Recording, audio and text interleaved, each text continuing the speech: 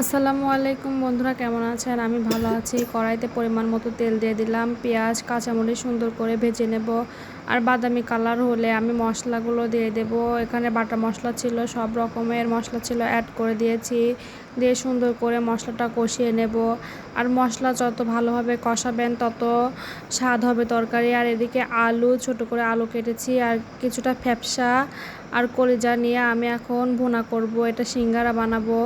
আর এদিকে যে কষানো হয়ে যাচ্ছে, মশলা কষানোর জন্য দিয়েছিলাম যে তেল ছেড়ে দিয়েছে। এখন আমি কিন্তু এগুলো দিয়ে দেবো, সুন্দর করে দিয়েও দিলাম। দিয়ে সুন্দর করে আমি নাড়াচাড়া করে দিচ্ছি যাতে সব জায়গায় মশলাগুলো পৌঁছায় যায়। এদিকে সুন্দর করে গুছিয়ে রেখে দিলাম, দিয়ে ঢাকনা দিয়ে ঢেকে রাখলাম। রাখার পর এদিকে দেখলাম যে হয়ে গিয়েছে এই যে।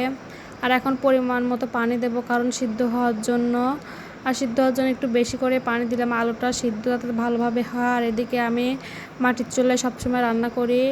আর এই যে কাকু আমাদেরকে সিঙ্গারা আজকে দিবে, কারণ কাকু সিঙ্গারা বানায় অনেক সুন্দর করে। আমি সিঙ্গারা বানাতে পারি না, আর জীবনে চেষ্টা করলে সব কিছুই পারা যায়। আমি আজকে চেষ্টা করতেছি যে কিভাবে বানায় সেটা দেখলাম, আর বানাতে পারবো ইনশাল্লাহ।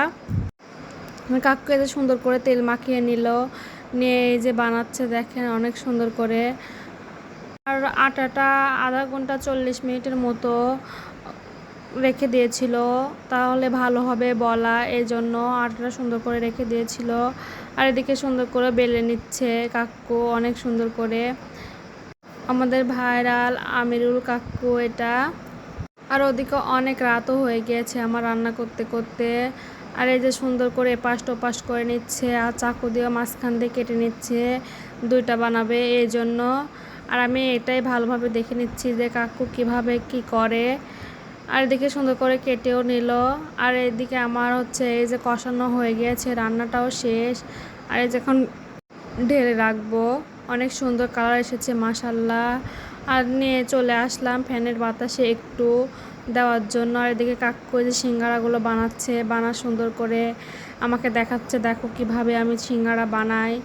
আর আমি কখনো সিঙ্গারা বানাই নাই। আর এই যে একটা টিস্যু আর প্লেটে সুন্দর করে সাজিয়ে নিলাম, সিঙ্গারাগুলো অনেক সুন্দর হয়েছে মাশাল্লাহ বলবেন সবাই। আর এদিকে কড়াইতে পরিমাণ মতো কিন্তু তেল দিয়ে দেবে, আর কড়াইটা সুন্দর করে তাতিয়ে নিচ্ছে আগে, কারণ কড়াইতে পানি থাকলে তেলটা ছিটে গা পড়ে যাবে, এজন্য সুন্দর করে তেলও দিয়ে দিলাম। দিয়ে গ্যাসের পাওয়ারটা বাড়ায় দেওয়া হলো, আর তেলটা একটু সুন্দর করে নেড়ে চেড়েও দিচ্ছে। আর এদিকে গরম হয়ে গেছে, সিঙ্গারাগুলো দিয়ে দিল। আর কি সুন্দরভাবে দেখেন ফুলতেছে সিঙ্গারাগুলো, এক এক করে সবগুলো সিঙ্গারা দিয়ে দিল, দিয়ে সুন্দর করে নাড়াচাড়া করে নিল। আর এই যে সিঙ্গারা কিন্তু লালও হয়ে গিয়েছে, ভাজার কালারটা অনেক সুন্দর হয়েছে। আর এদিকে এই যে সিঙ্গারাগুলো তুলে নিল, ভাজাটা শেষ। আর আমার ভিডিওটা কেমন হয়েছে সবাই কিন্তু কমেন্টে জানাবেন। আর যারা খাইতে চান তারা বাসায় বানায় খাওয়াই উত্তম, স্বাস্থ্যের জন্য ভালো হয়, কোনো ক্ষতিকর হয় না। সবাইকে ধন্যবাদ।